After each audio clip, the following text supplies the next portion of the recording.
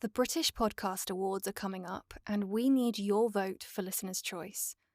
Click the link in the episode description, search for Sleepless Creatives, and cast your vote before the 7th of September 2025. Thank you so much for all your support. Hello creators, and welcome back. I'm going to start this episode with another great collaboration, and if you follow us on Instagram, you would have already met this person. But today we are collaborating with Ruth Toynton. Hi, I'm Ruth Toynton, singer-songwriter and founder of The Green Room, a peer-to-peer support group for musicians. To find out more about what I do, find me on Instagram or Spotify, just search Ruth Toynton. Big thanks to the Sleepless Creatives podcast for having me. If you are a songwriter or musician and you want to know more about The Green Room and how you can join, then click the link in the episode description. And of course, I want to wish everyone listening a happy, supportive, and safe Pride Month.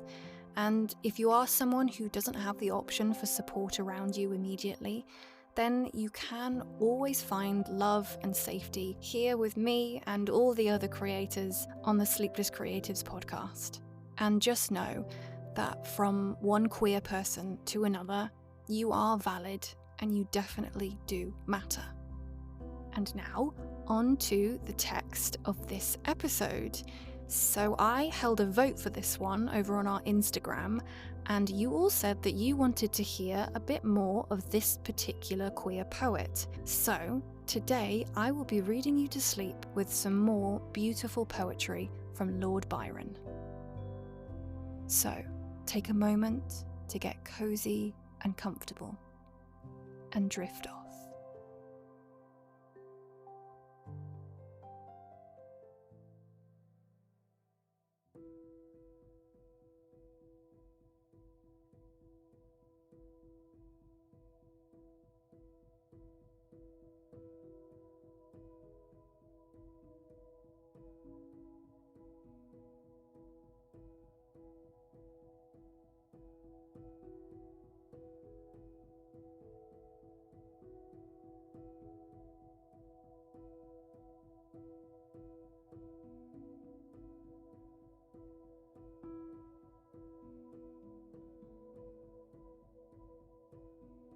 When we two parted. When we two parted, in silence and tears, half broken-hearted, to sever for years, pale grew thy cheek and cold, colder thy kiss. Truly, that our hour foretold sorrow to this. The dew of the morning sunk chill on my brow. It felt like the warning of what I feel now. Thy vows are all broken, and light is thy fame. I hear thy name spoken, and share in its shame. They name thee before me, a knell to mine ear. A shudder comes o'er me, why wert thou so dear? They know not I knew thee, who knew thee so well.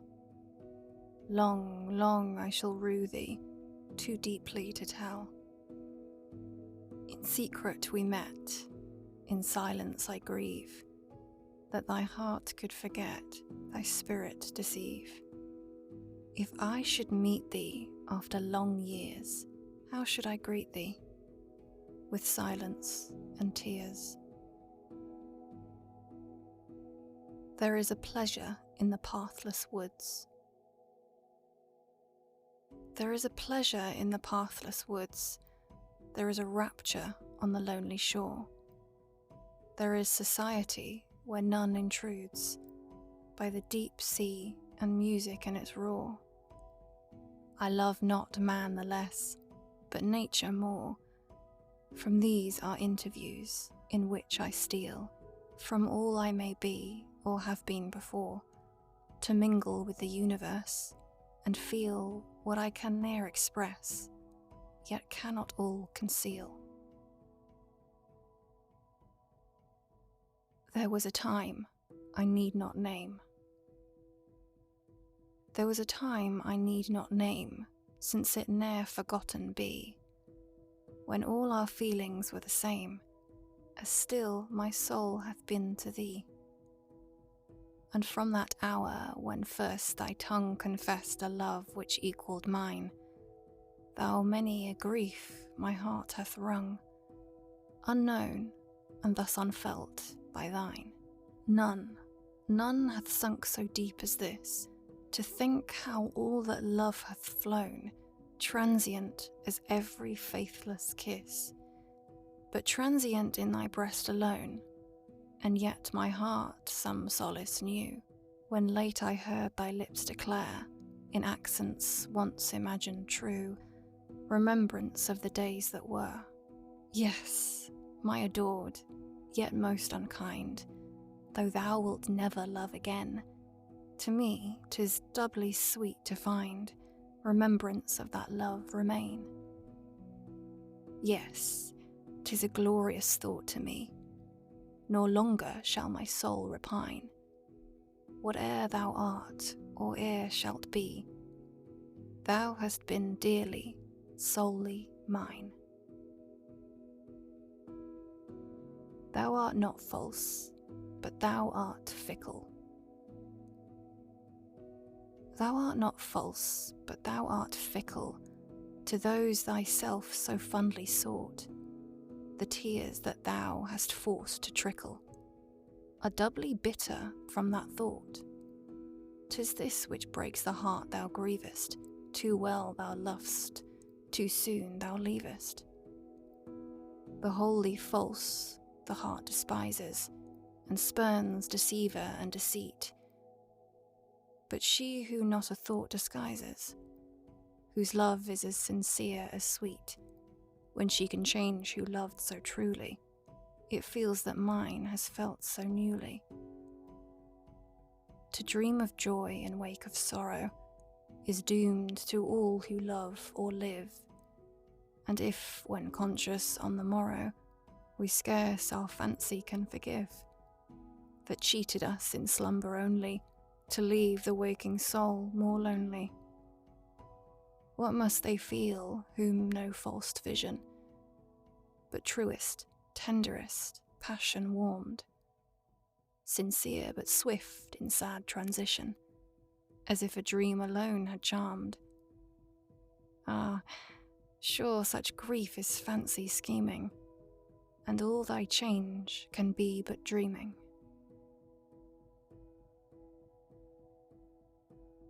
Two, from the French. Must thou go, my glorious chief, severed from thy faithful few? Who can tell thy warrior's grief, maddening o'er that long adieu? Woman's love and friendship's zeal, dear as both have been to me, what are they all to feel, with a soldier's faith for thee? Idol of the soldier's soul, first in fight, but mightiest now, many could a word control, thee alone no doom can bow. By thy side for years I dared death, and envied those who fell, when their dying shout was heard, blessing him they served so well. Would that I were cold with those, since this hour I live to see, when the doubts of coward foes scarce dare trust a man with thee, dreading each should set thee free. Oh, although in dungeons pent, all their chains were light to me, gazing on thy soul unbent, would the sycophants of him, now so deaf to duty's prayer, where his borrowed glories dim, in his native darkness share. Were that world this hour his own, all thou calmly dost resign, could he purchase with that throne hearts like those which still are thine? My chief, my king, my friend, adieu. Never did I droop before, never to my sovereign sue, as his foes I now implore. All I ask is to divide every peril he must brave, sharing by the hero's side his fall, his exile, and his grave.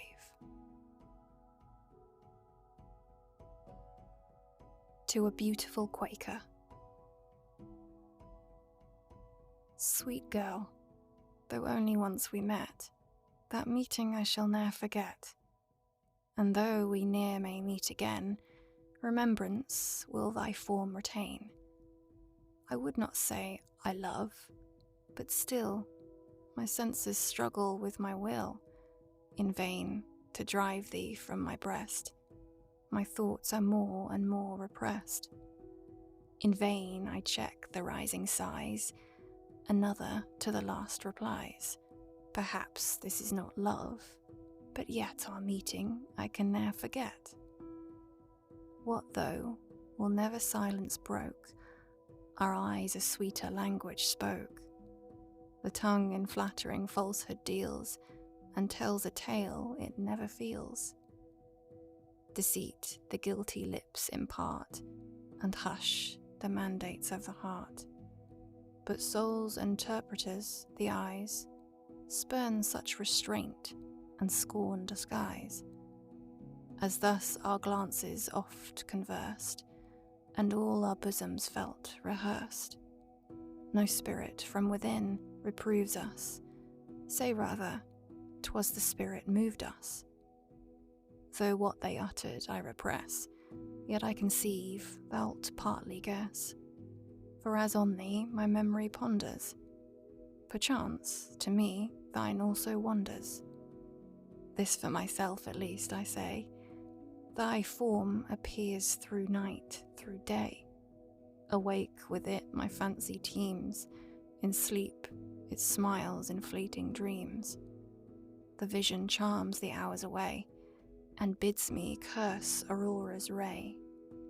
For breaking slumbers of delight, which make me wish for endless night, since, oh, what earth's my future fate?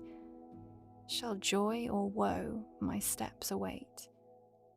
Tempted by love, by storms beset, thine image I can ne'er forget.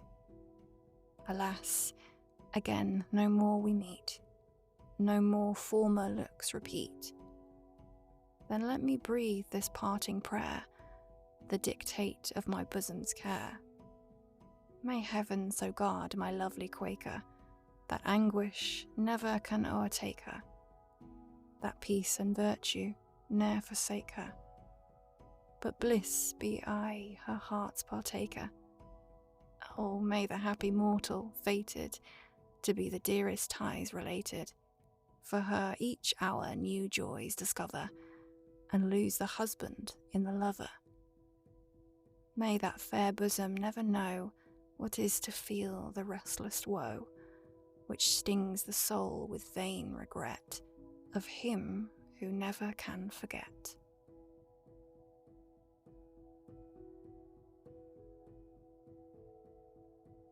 To a lady.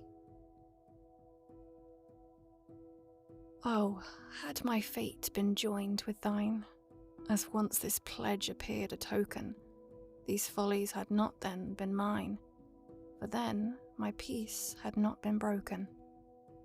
To thee, these early faults I owe, to thee the wise and old reproving. They know my sins, but do not know 'twas thine to break the bounds of loving. For once my soul, like thine, was pure, and all its rising fires could smother, but now thy vows no more endure, bestowed by thee upon another. Perhaps there's peace I could destroy, and spoil the blisses that await him. Yet let my rival smile in joy, for thy dear sake I cannot hate him. Ah, since thy angel form is gone, my heart no more can rest with any, but what it sought in thee alone, attempts, alas, to find in many. Then fare thee well, deceitful maid, 'twere vain and fruitless to regret thee, nor hope nor memory yield their aid, but pride may teach me to forget thee. Yet all this giddy waste of years, this tiresome round of palling treasures, these varied loves, these matrons' fears, these thoughtless stains to passion's measures, if thou wert mine, had all been hushed, this cheek, now pale from early riot, with passion's hectic ne'er had flushed, but bloomed in calm domestic quiet. Yes, once the rural scene was sweet, for nature seemed to smile before thee, and once my breast abhorred deceit, for then it beat but to adore thee. But now I seek for other joys, to think would drive my soul to madness. In thoughtless throngs and empty noise, I conquer half my bosom's sadness.